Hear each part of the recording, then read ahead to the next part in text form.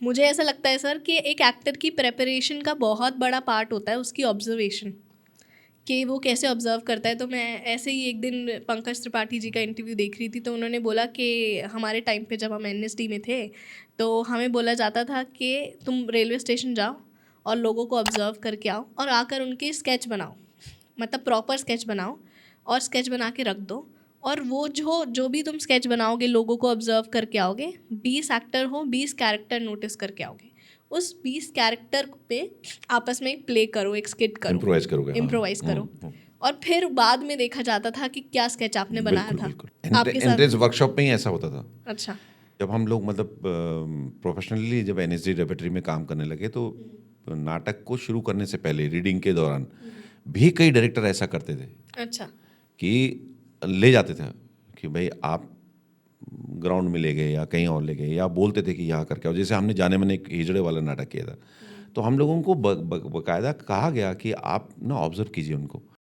उन्होंने फिल्में दिखाई, उन्होंने किताबें दी, उन्होंने डॉक्यूमेंट्री दिखाई, वो तो थी, मगर आप अपनी रियल लाइफ में भी उनको ऑब्जर्व करो। तो कई लोग ट्रेन की पटरियों पे, कई जगह ट्रेनों में, इस जगह हम जब भी उस 2.5-3 महीने में जब भी वो नाटक तैयार हुआ, तो ये ऐसा है, ये सच है कि एक्टिंग जो है ना वो किताबों से ही नहीं आ सकती, या एक्टिंग जो है वो आपने किसी इंस्टीट्यूट्स में जा कर के या किसी गुरु को पकड़ करके एक्टिंग सीख लोगे, ऐसा होना बहुत मुश्किल है।